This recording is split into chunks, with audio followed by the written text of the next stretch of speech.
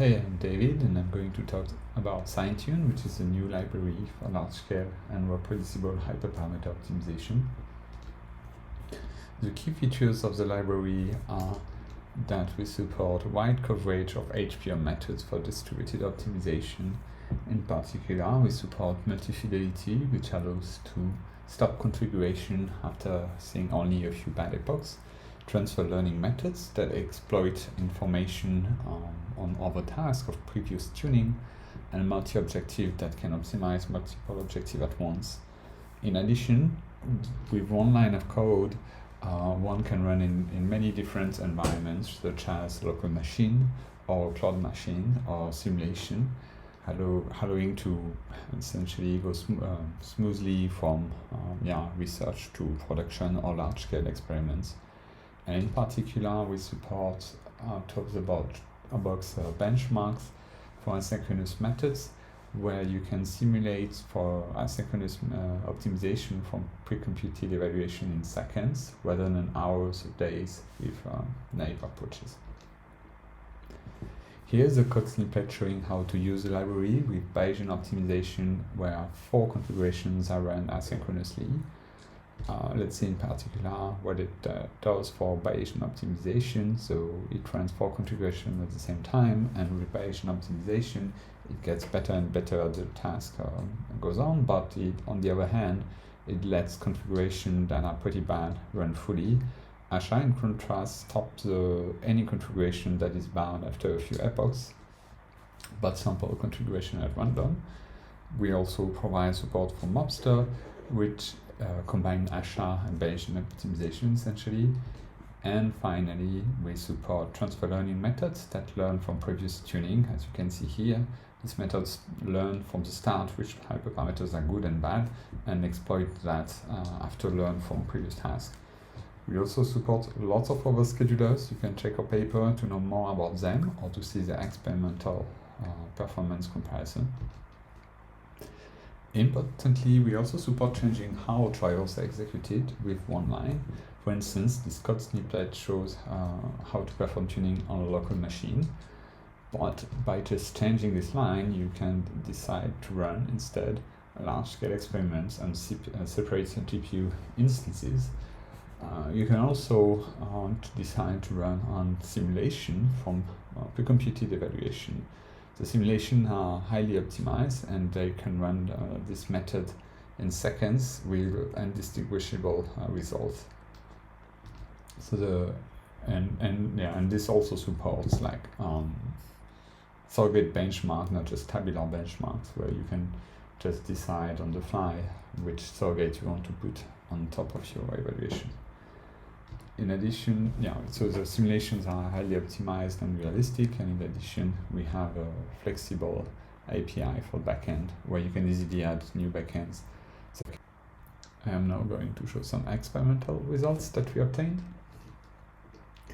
First, I'll describe our experiment setup, and then I'll talk about the effect of performing simulated benchmark for asynchronous HPO. And then I'll show method comparison.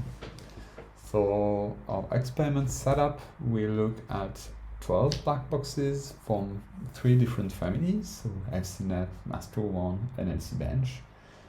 And here you can see the number of hyperparameters and tasks and fidelities, and the config space of all the black boxes. So the thing I want to highlight here is that those search spaces are quite distinct, so they cover either numerical hyperparameters or categorical or mix of the two. Great, and in addition, we have 30 methods that we compared. This includes single fidelity methods such as random search, GP, regularized evolution, TP, or BOR. But also multi-fidelity ones such as median swapping rule, Asha, Bob, or Mobster.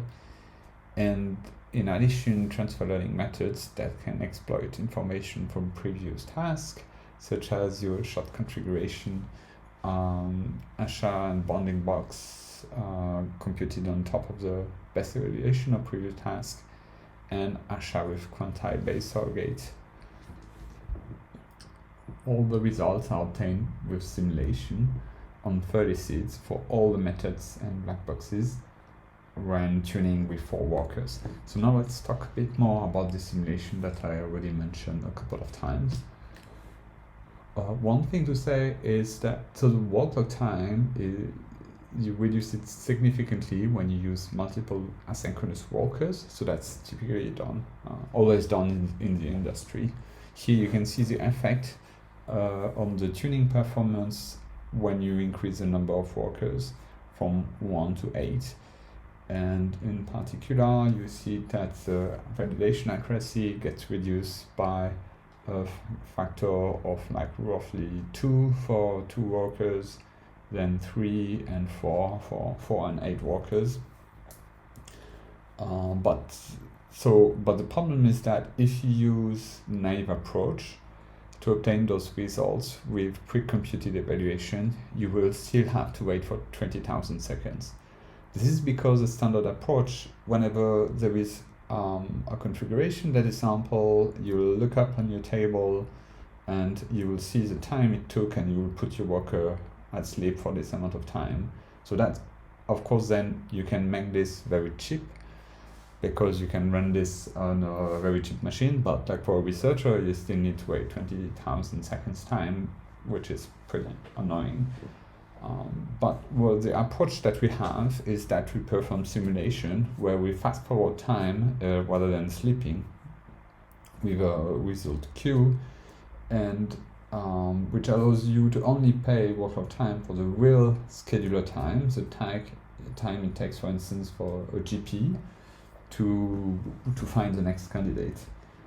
In particular, you can see here that running ASHA, it's with simulation or without simulation with a naive approach where you put things to sleep, it gives you almost exactly the same results, so it's indistinguishable. But you get the simulation in 1 second rather than 20 seconds because you're just fast forwarding time, which is much faster. Okay, and another thing for performance is that, like here I'm showing the loading and reading time for the time it takes to load and read an evaluation from table for all the different benchmarks. And well, we compare with the best available open source versions. And you may, so the gap is significant. And you may think that, well, that's fine, NAS2 1, if I spend 0.2 seconds to get the results of something, it will have taken hours of a GPU time, so, that's cheap enough. But the thing is that for running those benchmarks, you really need lots and lots of lookups, so because you are doing multiple seeds and that just require lots of evaluation. So for instance, in our experiments for FCNet, we need roughly 600K lookups to evaluate one method. And so the corresponding read time for a single machine is like 2 days, is the best public implementation, but it's only 5 minutes for Syne, so which means that in 5 minutes you have all your results, which of course is a significant gain. Now I'm ready to show you some aggregate results. So we also have results for every task, but here I'm just showing like aggregated ranks to get an overall ID. You can take a look at the paper if you want to see more. So the normalized ranks, they are computed for 10 equidistant time steps, and then we average over time and benchmarks, and we report the average for benchmark family in this line and the average of all for this line. So the best methods are highlighted in red. So lower is better. And what you can see in this table very quickly is that, so there is a clear gain from going from single fidelity to multi-fidelity, which probably is confirmed something that is quite known in the literature, but also we can see really the gain of exploitative methods compared to ASHA or random search.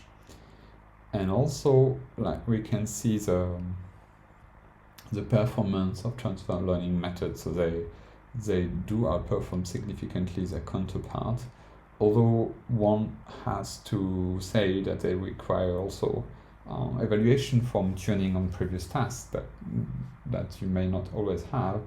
That being said, they're also rarely available in our frameworks.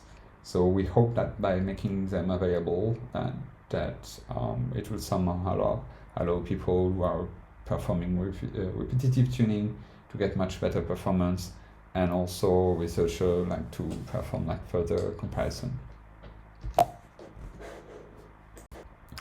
Thanks for watching.